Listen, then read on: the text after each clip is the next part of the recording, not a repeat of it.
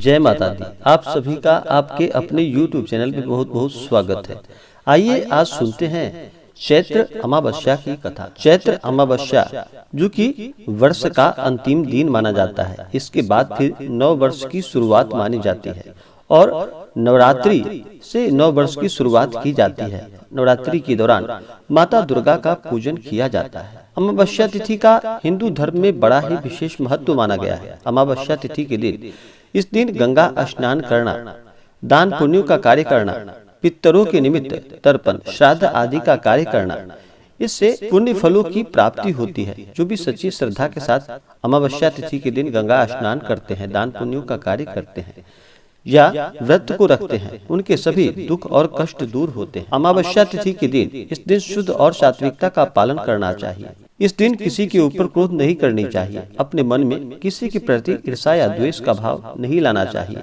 दूसरे के दिया हुआ अन्न का सेवन नहीं करना चाहिए। अमावस्या तिथि के दिन भगवान विष्णु का पूजन करना चाहिए। भगवान शिव माता पार्वती का पूजन करना चाहिए। अपने इष्ट देवता कुल देवता का पूजन करना चाहिए। इससे पुण्य फलों की प्राप्ति होती है। तो आइए सुनते हैं चैत्र अमावस्या की कथा। तो बोलिए प्रेम से भगवान भोलेनाथ की जय, माता पार्वती की जय। बहुत समय पहले की बात है कि पौराणिक कथा के अनुसार एक नगरी में एक राजा राज्य किया करता था। उसकी प्रजा और परिवार के लोग सुखी से रहते थे। राजा की रानी बहुत ही धार्मिक विचारों की थी। राजा के महल के सामने एक साहूकार की हवेली थी। राजा और साहूकार की पत्नी में आपस में घनिष्ठ मित्रता थी। एक बार साहूकार की हवेली से उसकी पत्नी की रोने की आवाज आने लगी। इसके बाद रानी ने राजा से इसका कारण पूछा तो राजा ने कहा कि सेठ का पुत्र मर गया है। इस पर रानी ने कहा कि महाराज, दुख क्या होता है जो सेठ की पत्नी रो रही है। इस पर राजा ने कहा कि जब तुम्हारा बेटा मरेगा तब तुम्हें पता चल जाएगा। इसके बाद रानी ने अपने बेटे को महल से नीचे फेंक दिया, लेकिन भगवान की कृपा से वह बच गया। रानी ने फिर राजा से पूछा कि दुख क्या होता है। तब राजा ने कहा कि पड़ोसी राज में युद्ध हो रहा है, मैं उस युद्ध में अकेला जाऊंगा। जब तुम मेरे मरने का समाचार सुनोगी तब तुम्हें पता चलेगा। लेकिन रानी अमावस्या का व्रत करती थी, जिसके कारण से वह राजा उस युद्ध को जीतकर वापस आ गया। के बाद इस राजा ने रानी से कहा कि अब हम गंगा माँ के दर्शन करने जाएंगे।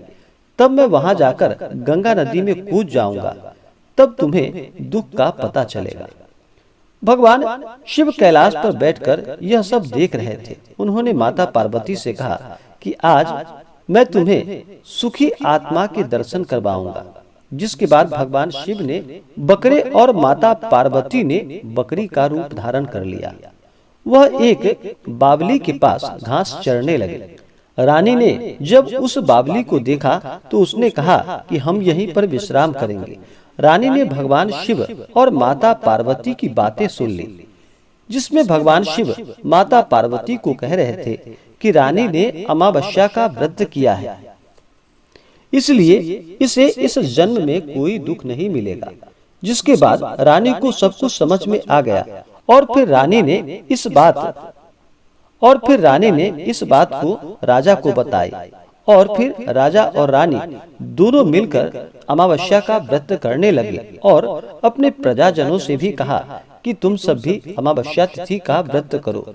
इस प्रकार से अमावस्या व्रत के प्रभाव से सभी सुख और शांति से रहने लगे। इसी प्रकार से जो भी सच्ची श्रद्धा के साथ अमावस्या के दिन गंगा स्नान करते हैं, दान पुण्यों का कार्य करते हैं, अमावस्या तिथि का व्रत करते हैं, उन्हें भगवान शिव माता पार्वती की कृपा से सभी प्रकार के सुख और समृद्धि की प्राप्ति होती है तथा उनके दुख और कष्ट सभी दूर हो जाते हैं। तो बोलिए प्रेम से भगवान भोलेनाथ की जय। इसी प्रकार से जो भी सच्ची श्रद्धा के साथ अमावस्या का व्रत करते हैं, अमावस्या व्रत को रखते हैं, उनके सभी दुख और कष्ट दूर हो जाते हैं तथा सुख और समृद्धि की प्राप्ति होती है। तो आशा करता हूँ कि यह जानकारी आपको अच्छा लगा हो। ऐसे ही जानकारियां प्राप्ति के लिए हमारे इस चैनल को लाल बटन दबा करके सब्सक्राइब जरूर करें, साथ में बेल आइकन घंटी को दबाएं ताकि मेरे वीडियो का नोटिफिकेशन आपको समय समय से मिलता रहे। वीडियो को लाइक करें, शेयर करें। जय माता दी। धन्यवाद।